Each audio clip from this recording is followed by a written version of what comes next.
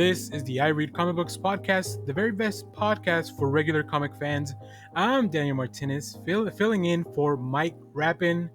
And today, I'm joined by two people whom I will continue to try to get them to play Star Wars Unlimited, the new trading card game with me. We have Brian. I got Pokemon money, and that's it, man. And we also have Nick. Ooh, I do not need another money pit, and if there's going to be one, it's probably going to be like a massive 40k army.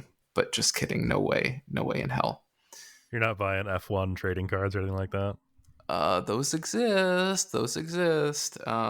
So I'm now really mad that you reminded me that they exist. So What trading card would you want, Nick? Like who's the one that you're like? Who would I want? One? Oh gosh. I feel like Carlos Sainz would be like the underrated strategy card that like he's really good, but nobody really uses him. That would be it. Nick's just stocked up full of pit stops. Like that's his full deck is just pit stops. I'm gonna like make my own like CCG of F1. I think it would be amazing. Amazing. Cool. All right. Well, now that we got the trading card bit out of the way, let's get into the two questions that I'm legally obligated to ask as fill-in host. And we're gonna start with you, Brian. How have you been? How comic books been? I've been good. My dear wife Kate just got back from Portugal, where she has been for the last 2 weeks. So I have been slowly going insane, just me and the cat. So it's great to have adult supervision again. I found a little bit of time to read comic books, and I picked up a book that you may have heard of on this show several times a week for the last month and a half. Dawnrunner #1. Nick, you in fact might be somewhat familiar with this book. Oh yeah, I think Danny and I are probably both fully current on this book. It's good. It's good. Yeah, this is written by Ram V with art by Evan Cagle, colors by Dave Stewart, and letters by Aditya Bidikar. And just to give a quick summary for those who have somehow managed to dodge every time this book has been mentioned before. Right. Giant alien creatures called the Tetza have emerged from a portal over Guatemala. And 96 years later, the battle against them has almost become a kind of like entertainment where people get into these big mechs called Iron Kings and go out to beat down on these interdimensional invaders. If they are in fact invaders. One of the key things about the book is that humanity still has no idea what these are or where they come from or why they're here. So I'm waiting for the big reveal that they're actually just misunderstood.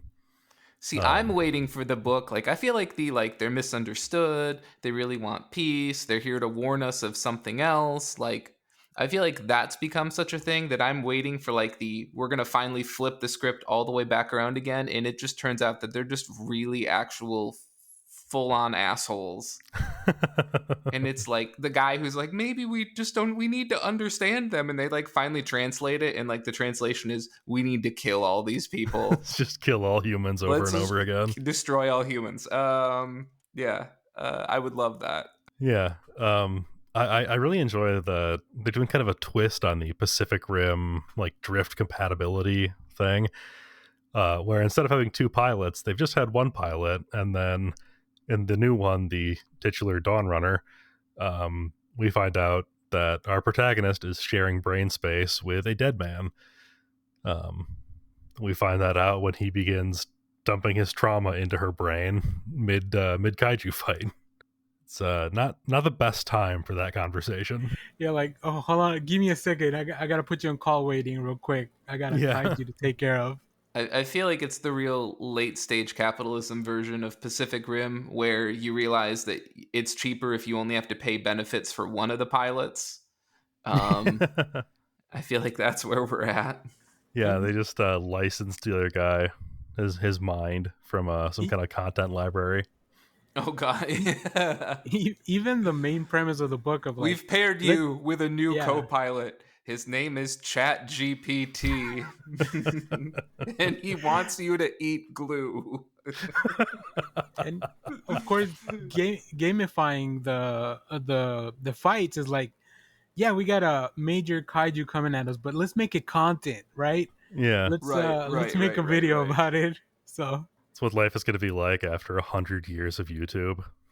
Oh my god, 100 they years of made it so YouTube. easy to carry cameras Jeez. around. Ray William Um, Johnson will still be on the platform. Funny enough, before I read this, I wasn't very familiar with Evan Kagel, and I Oh, regret same. not being more familiar with them. So Yeah. that was nice.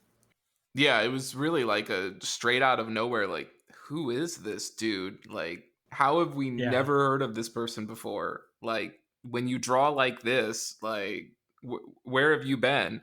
And usually the answer is, I've been working on video games or any other, art platform where they pay quite a bit better than this. Yep. And that's usually where they go after a year or two in comics. Womp womp. Nice. Cool.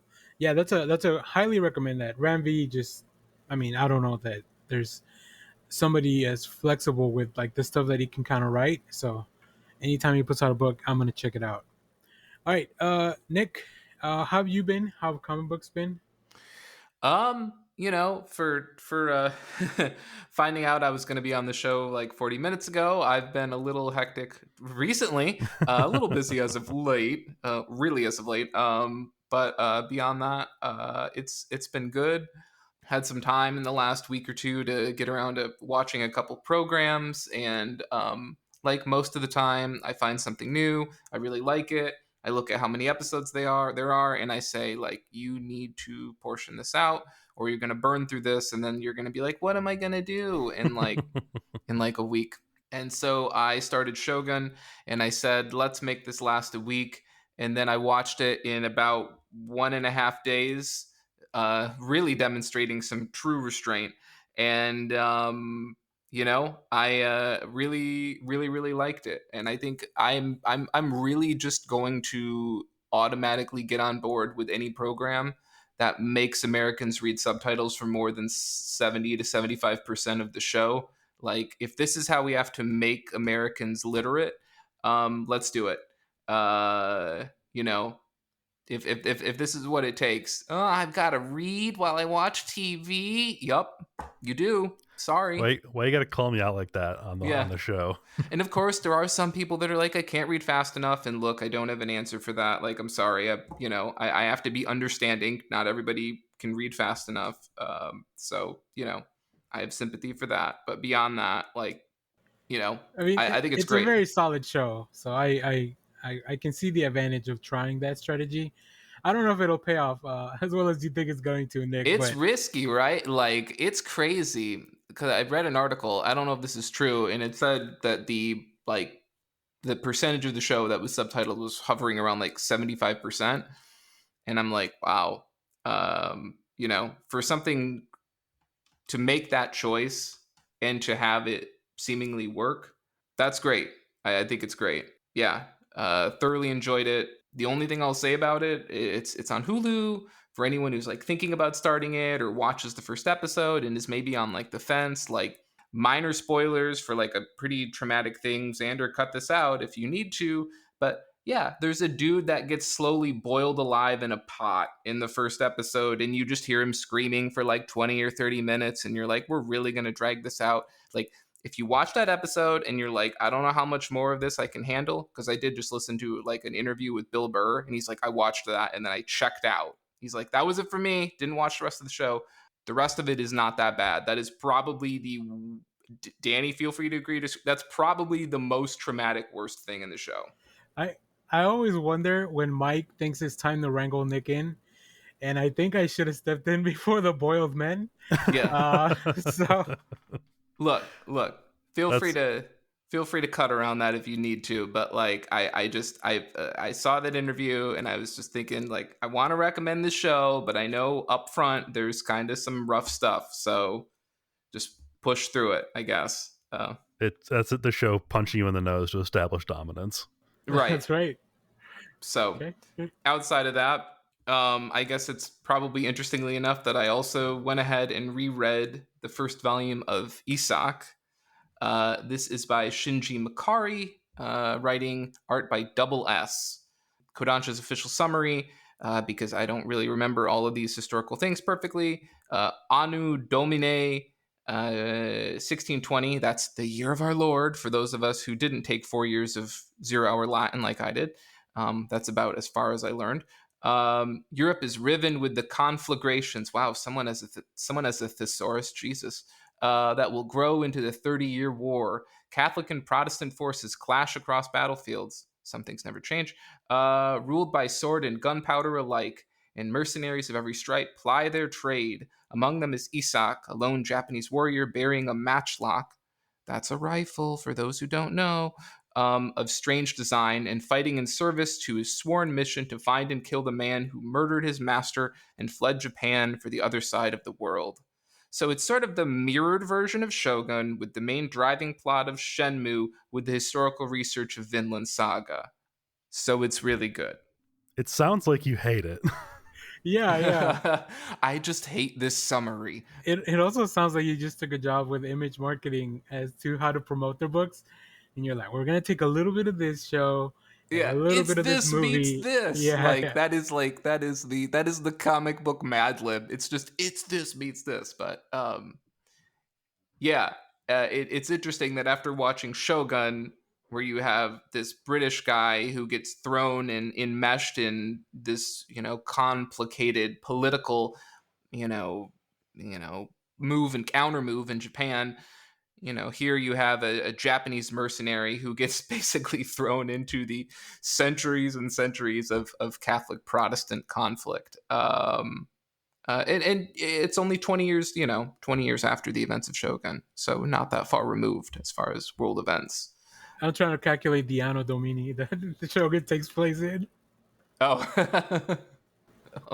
Oh, But yeah, this book started in Kodansha's sign-in magazine monthly afternoon in 2017, and as of May of 2024, 17 volumes have been released, so clearly it's doing pretty well. It was first licensed for English publication a little over a year ago, and at this point, only about the first 8 volumes are available in English. Makari is actually pretty well known as a manga creator, perhaps best known for a manga called Yugo, about a hostage negotiator, which ran from 94 to 04. So Makari knows what he's doing. But if you're looking for a book with a lot of rich historical detail, and like most Kodansha mangas, it's got a great keyword reference section in the back of the book. It's got a great letter from the writer explaining a lot of his inspirations and how he came to writing it. A very helpful reference section about the historical context. I don't know if many people have looked into this, but Kodansha manga, especially historical Kodansha manga, they do a really, really good job on the editorial side of just giving context and explanations for everything. It's really, really impressive. And if you're looking for the next thing following Shogun, I think this would be a good pick. If you're looking for the next thing and you finished Vinland Saga, which I think is done at this point, this would be another great follow-up volume. And yes, it is brutal. It is violent. You've got people doing all sorts of terrible things to one another, not unlike exactly what happened, at the time. So it's awful, but I wouldn't say it's gratuitous. It is just what was. And yeah, like he's great with the rifle and he can shoot a man from 500 yards away, and he, determines the wind speed from how the grass moves, and he's great. It's exactly what I think you would think it is. And it's definitely, if this sounds like your jam, pick it up. nice. And for those not too familiar with the manga, like the Seinen magazine is the youth, as they call it, so like the step above shonen, which is why it's probably a Right. little bit more mature with the themes and all that. So um, we should probably do an episode where we just kind of dive into all the different manga designations. I think that might be helpful for some of our reader or our listeners, even myself, because Right. I had to go look it up. I didn't remember. Sometimes I don't remember the order of like how these go up in matureness. So pretty cool. Exactly. Yeah, sign in is for typically oriented for young adult men, and you're absolutely right. Like, it's really helpful if you're getting into manga to sort of learn those keywords and terms, because it can definitely sort of help you just sort of get an idea of whether or not a book, on a very basic level, may or may not be for you. Will somebody be boiled alive in this one? I don't know. It's in the Shonen Jump app, so I hope Yeah. not. So Yeah. Really, I hope that Hulu develops the "Will someone be boiled alive in this" warning. Like, so it's got like adult language, adult situations, sexual content, man boiled alive. Person Hulu, soup. Hulu, please add this oh content no. warning. After my reaction Uh, to Shogun, I think I'm gonna need it. Um, well, it's nice to know that this will be the last episode Mike's gonna let me host. I think just based on the number of mentions of boiling people alive that we have on the show. But all right, let me talk about what I've been reading and what I've been doing. Other than convincing you guys to join more TCGs with me, I convinced myself mm, to learn and start playing the One Piece trading card game, okay. which was a mistake. Yeah, yeah, yeah. Uh, and this is not only the financial situation, but the problem with the One Piece game, which is really fun. It's easy to learn and it's really fun to get into. The main problem is that it is very hard to find any product. Like there's just a Yeah, shortage I've on heard this. Yeah, yeah. there's shortage on all the product. There's a new booster pack coming out next week, and I can't pre-order anything anywhere. So yeah, luckily we have a really nice shop where they help me out. They gave me a starter deck, got a bunch of cards. I already had a few cards that I bought a long time ago, so I was able to put together something. I don't think it's very good. It's not with the meta, but it's fun to play. So maybe one day I'll get my first win. Do you already have to play like 1,000 games to catch up with everybody else? Not yet. I've only played 4.5 up until this point because one got interrupted because we were starting the actual event. But I'll keep you guys updated on my journey. Maybe this will be the thing that will finally get me to read One Piece. I tried it a couple times and I'm like, this is fun, but I don't know that I need to get 1,200 chapters into this to get the game. So, but Interesting. Does the game have like an online component for people who it are does not, as dealing with? far as I know, which is a shame because I think that'd be really successful. I was gonna say, if you've got a product shortage and you don't offer a digital online, God, that's a bad problem made worse. Yeah, yeah. I don't know. Bandai's got a lot of games, and I don't know why they don't have online players for these. We'll see. Well, hopefully they develop something, but I mean they're already like 8 sets into this game, and they haven't done something, so I don't think anything else is coming. Um, but what I did read, and this was one of my picks for multiple choices.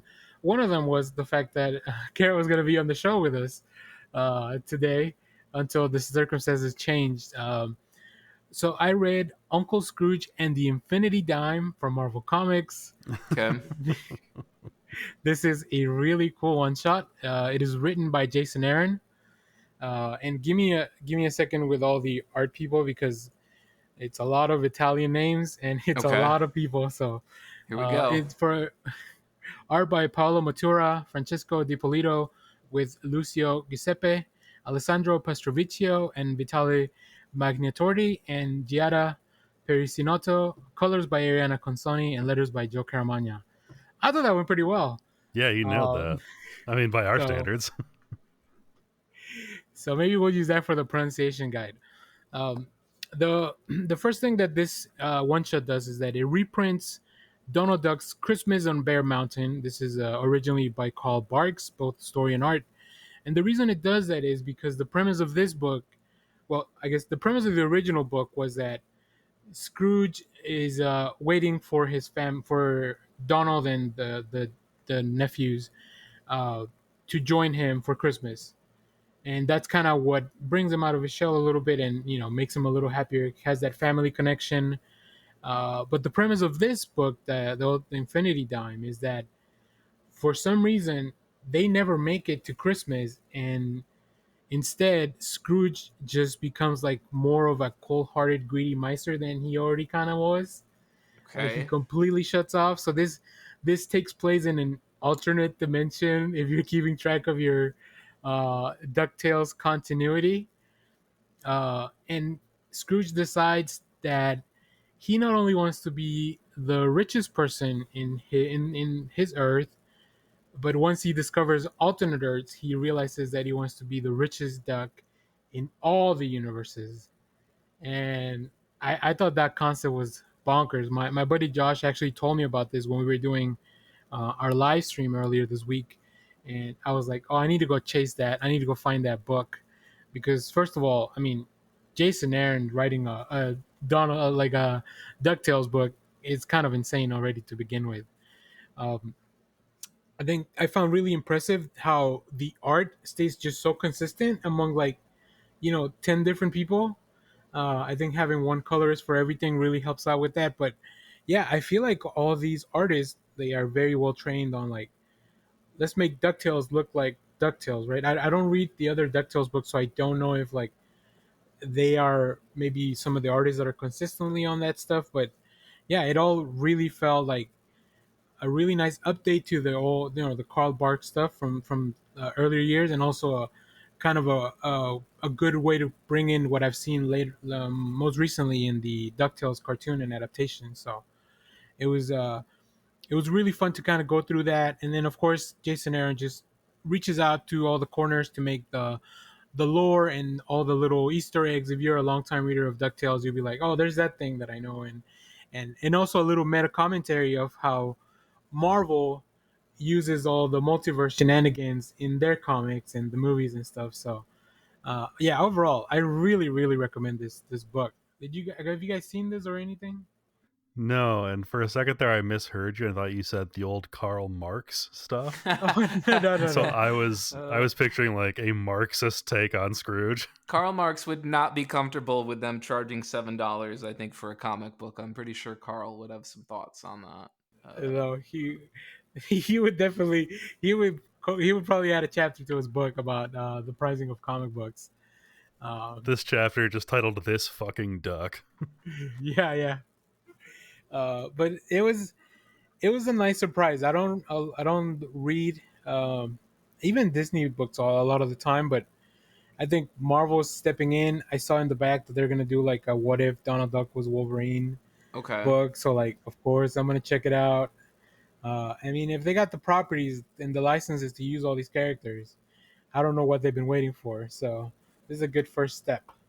Um, Yeah, I mean, I was gonna go after this book for the pricing, but when I saw the page count versus the pricing, and then I saw what TMNT, The Last Ronin 2 Re-Evolution 2, that is the title. When I saw that, I think they're charging like $9 for like 35 pages or something. I was like, okay, okay. Patron listeners, you can see me holding that book that Nick just mentioned, how expensive it was. Yeah. And you're right. It is not, if you take out all the ads and everything, uh, it's it's rough out there for Ninja Turtle readers. All right. Before we go into a tangent as to how all the comics are really expensive and we Hmm. can't afford them anymore, let's talk about what's on the top of our pile. Now, before getting into our stuff, I do want to shout out some Discord picks. A really nice person named Mike left us Oh, a I can't message stand saying, that guy. yeah, Mike is reading Hellboy Volume 5. Interesting place to pick up. Maybe he's just been, I think he's been binging Hellboy, right? So that'll be really fun. Mike hopefully will let us know and maybe an upcoming episode how the Hellboy read along went. He definitely picked that because he thought that Nick was going to be proof listening, not on the show. So he wanted Nick to just be like sitting in silence, It's thinking about wrong. it. No, no. I mean, yesterday Mike sent me like the very comprehensive like Mignola verse reading list that's out there on the internet, and he's like, "Should I be following this?" And I'm like, crack my knuckles. Kind of. So I had to give some We should have just suggestions. dissected that list. Maybe we'll talk about it a little bit for the Patreon content. Yeah, yeah, But yeah. let's talk about what's on the top of our piles. Brian, I'm going to throw it over to you. What's next for you? Yeah, next for me is going to be Sensational She-Hulk, Volume 1. This is written by Rainbow Rowell with art by, I believe it's Andre Janolay and Iguara. Colors by D. Conif and letters by Joe Caramagna. I have been accidentally buying this book for like 9 issues now. Okay. And when I say accidentally, what I mean is that I signed up for a different She-Hulk book 7 or 8 years ago. Okay. I don't know if it's like a glitch in the comic shop ordering system or if they just like saw a new She-Hulk book was coming out and thought, he'll probably like this. But either way, I've just been getting issues of this book in my pull. Haven't read any of it yet, which is honestly par for the course for me. And yeah, I don't know basically anything about this book other than that it's written by Rainbow Rowell, which I loved her Runaways arc a while back. I have faith that if nothing else is going to be like a sharp and fun read. I'm a little behind. I read, so I'm trying to remember if it's. So unfortunately, She-Hulk had a series. They stopped that, and then they relaunched the series. And I don't know if this is the previous one or the current one because all the She-Hulk titles they sound very similar. But I like what Rainbow Rowell's been doing with the character, and I think that's finally coming to an end. So maybe you should just hang on for the ride, Ryan. I think you'll have probably most of it by now, anyways. Yeah. Yeah, I think I just got the notification that issue like 8 or 9 was just like put into my box at the comic shop. I, Shout out to Vault of Midnight who mails me my comics every month because I can't get down to the shop like I used to. Oh, okay. That makes sense why they would just kind of add up and be like, well, I don't know. I haven't taken this off my pull list because I haven't gone to update my pull list. Yeah, and I mean I could just do that online if I wanted to, but I don't know. They've done stuff like that in the past where they've like put the next book about like the same character or whatever into my pull, and it's always been good. I've always been happy they did that. So at this point, I kind of just trust their wisdom. Yeah, some good folks at those comic shops, they're like, well, if you like this should be right up your alley as well.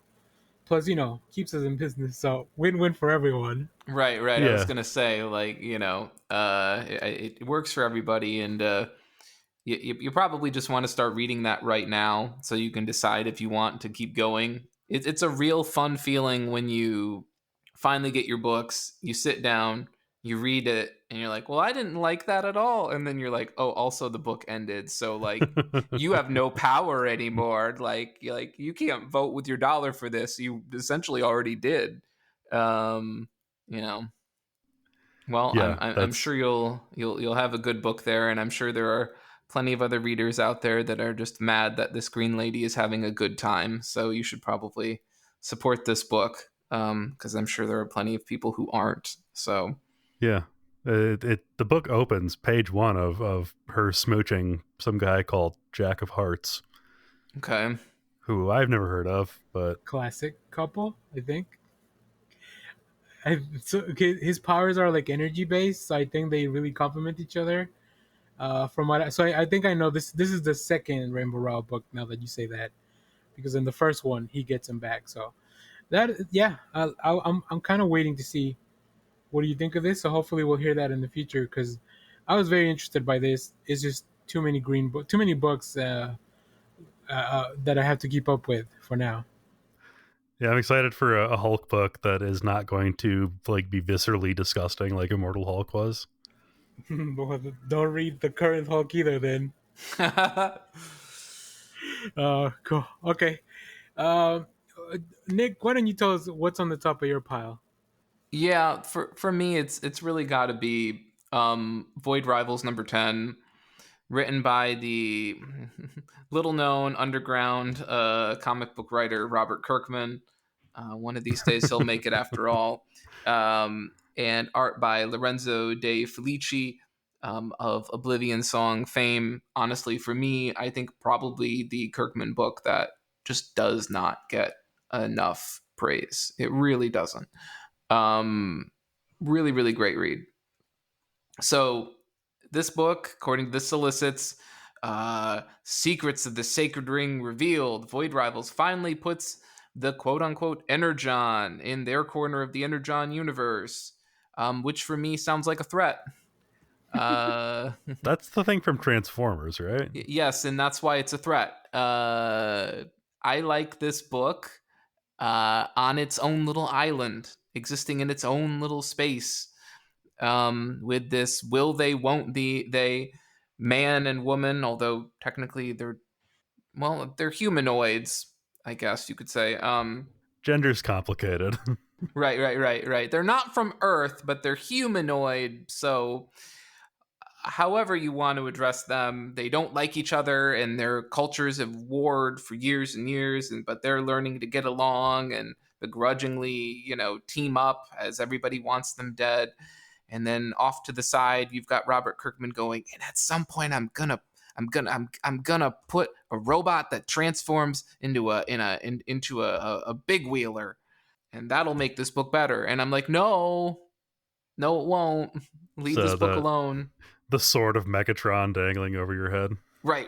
And basically from this solicit, it sounds like this is like right around the corner now, which I guess we'll see what happens. I mean, Kirkman, I'm the big chump here anyway, because like despite the fact that I hate this and I'm not willing and ready to deal with this, like have I bought all of the Transformers issues so far and haven't read them? Yes. What about the Duke miniseries? What about the Cobra Commander miniseries? Yep, I've got that too. Also haven't read any of that. What about the new Destro one shot, or not a one shot, but the opening issue or the Scarlet opening issue? Yep, got them all. Haven't read them. Don't know if I will. I guess, like I said, I'm the real chump here. Kirkman's got all my money for all of that. So I think at this point, Nick and I are more like the I Buy Comic Books podcast, less the I Read Comic Books. I buy and begrudgingly look at comic books podcast. I like that Nick has all the Energon universe, because I guess he's a completist. You're right. But he's not reading what is it, 4/5 of it now. Yeah. I will say it's real mixed messaging for sure. Yeah.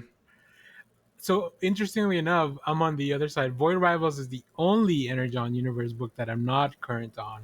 Oh, boo. All the other ones are amazing. I mean, all the talent they have in that Energon universe. Dan Waters just launched the Destro, and I'm like, I don't care about Destro. And then I read the book, and I was like, oh my god, Destro's the coolest ever. Like, what did I not know about him? And then Scarlet too. Like, just Kelly Thompson knows what she's doing there. So, no notes for anyone. So, what is the deal with Void Rivals? Like, break it down.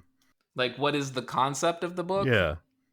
Well, it's a sneaky backdoor pilot for basically all of Kirkman's stuff. Like, we knew at a certain point, I think last year or even the year before, that the rights to G.I. Joe and the rights to Transformers were leaving IDW. And we knew that they were going to Skybound. And I don't remember if Kirkman's name was initially being kicked around, but I think obviously Kirkman, if his name wasn't being kicked around, it was definitely, being whispered, because of course Kirkman has the touch when it comes to getting things, getting successful properties adapted and et cetera. And that's sort of at least my understanding of kind of the goal with books that end up at Skybound, is that they're really ripe for being adapted and being pushed and whatnot. So the plot of the book. Right. So you've got, gosh, I don't remember their names, but you've got these two individuals that are from, Danny, do you remember if it's the same world or if it's two closely orbiting worlds? Who cares? It's one of the two. In my head, I always think of it as like very similar conflict to Saga, where it's like just two random kind of planets or a moon or something. So I was like, sure, it's Saga, but not Saga. So. And they hate each other, and they're raised from a young age to like absolutely hate one another, fear one another. They spread all sorts of propaganda and rumors about, oh, I heard the other side, eats babies or whatever, et cetera, et cetera. And despite this, you end up with these two individuals that end up, oh gosh, I don't remember the circumstances, but they end up basically marooned on this nearby void of a moon. Their ships crash or whatever, and they end up stuck on this moon where nobody else is, and there are no resources, and it's uninhabitable. They pretty much have to be like we got to take the stuff that works from your ship and the stuff that Right, works from my right, ship. right. We've got to But find a for way to put our resources together and work together to get off this planet or moon the, or whatever, the or no funniest one's going to part, make it. the funniest part, and this is a slight spoiler for the first issue, What, the is that the glove? first thing they do is they jumpstart a ship that was already in the planet, and it turns out to be a transformer, and it just leaves. Like they used up like Yeah. a lot of their resources to do that. They If I remember jumpstart. right, they're like, yeah, we need help. And he's like, that's cool. Bye. It's Jetfire. They jumpstart Jetfire, and he leaves, Yeah. and then And they're everybody stuck in was there. shocked because for a universe such as comic books, where it seems like no secret is capable of being kept about anything, um, literally, seemingly, nobody saw this coming. Like, nobody knew about this. This was Yeah, completely kept they under didn't give out wraps. review copies for that. They were Yeah, very, this book very comes good out, about people holding it. fucking lose it. Yeah, but Um, that's kind of the gist, Brian. I think it's a interesting book. Just like I said, not my. I just like Transformers and GI Joe more than this stuff that Kirkman's doing. But in the free comic book, the Void's Rival thing, they do show that they're kind of like more Transformers are going to show up in the future. So I'll probably need to catch up as well. Oh, yeah, and the further you get in Void Rivals, you see more sneak peeks of this. But if anything else, like Lorenzo De Felici's art is Mm. like really, really good, and it's not for everybody, but I think it's great. I really loved him on what was the name of the book I just mentioned earlier? Oh, Oblivion Song. Oblivion Song, and yeah, I'm really happy to see him working with Kirkman again. Yeah. I would say, Brian, as from what I know of your sci-fi reading interests, I would encourage you to try this book out. Now, are you Same. going to be happy with it as it starts to make inroads towards Transformers? I don't know. I'm in the same boat, but Honestly, um, the thing that got my attention the most was this very like fanficky setup you brought us up with. Yeah. Like oh, it really is. there's Like, only one spaceship and we have to it really share. is enemies to lovers, close proximity. Well, let's list all of the book talk tags that we can put on this. It's definitely like literally star-crossed lovers. It's in space, right? And enemies Yeah. to lovers in And close they're very proximity. cross. Will they? Won't they? Warring families. Yep. It hits everything. All the fanfic tropes. It hits them all in the first issue. I'm Oh into yeah. it. Oh yeah. In 20 years, we're gonna see the big lawsuit of Void Rivals where Kirkman just like grabbed this off of like AO3 or something. Just picked up the story. Kirkman's probably like, as long as I just don't get in like a 3-decade like argument with my artist over who gets paid for this book, I'll be Oh happy. yeah, that's some Walking Dead references there. If I'm Yeah, not mistaken. yeah. Okay, cool. That's a little Walking Dead argument deep cut for those not aware. You shouldn't have made but, it make so much money. That's your fault, Kirkman. Yeah. If there was no money to be squeezed out of this, you wouldn't be fighting about it. Right. All right. Yeah. Let me do my top of my pile, and of course, it wouldn't be an episode with me in it if I didn't talk about at least one Batman thing. Okay. As Paul and I both contractually obligated by Warner Brothers and DC Comics. But it was announced earlier this week that Ramby's Detective Comics run will finally end with issue 1089. So it's time for me to go back and catch up on Ramby's Detective Comics run. So I don't have any artists listed because there's a lot of people working in this run with Ramby, but as we talked about in Dawnrunner earlier, he's just a very good writer, and I really want to check this out. So this kicks off with Detective Comics issue 1062 or Volume 1 Gotham Nocturne Overture. One of the things that I really like want to check out about this run is that it's very gothic opera type of like setting vibes. Even the covers and like they look uh, like backgrounds you would see in an opera, and even like the premise of this book is that something is wrong with Batman. No matter what Bruce does, he takes a lot of tests, he checks the numbers. Uh, he can't pin down what's going on with his own. He's got like this feeling of dread that's kind of taken over him. and he's facing like these little inner demons and a looming mortality. Which, look, Bruce, we've all been there. All right, it's Yeah, called a midlife crisis, it's bud. called Sunday Afternoon. Yeah. But in the meanwhile, real demons are roaming the shadows of Gotham City as an ancient melody haunts the night. So while Batman investigates both the songs and his inner issues, like we don't know where this is gonna go. So that I'm very excited to dive into this, just because it sounds bonkers. I think there's a lot of really heady concepts that Ramby can explore, and from the talent that I've seen on the books, like it just, like I said, I didn't get a list of all the artists, but I'll definitely talk about it as I go through it and I'm on the show, or just on the Discord, because I'm very excited to get into this. 1062 to 1089. That's over like about 2 years of Detective Comics. So, interested to see what's gonna happen there. Once this is all, I'm probably gonna wait for the collections. I think we already have one out, and I'm just gonna read it on the trades or on the Infinite app to get caught up with this. So, but yeah, Detective Comics. I don't think neither of you guys are reading this, right? No. Well, you should. It's Ramby. Come on now. That would be easy if he wasn't writing 18 million other books. That's the problem. That would be easier. Ra- Yeah, you're right. Ram V is like fast approaching like Jeff Lemire 2025 2015 status at this point. He's starting to, be in contention for the busiest guy in comics, it feels like. Very prolific. Very prolific. But good on him. Cool. Well, I think we did it. Did we just do a show?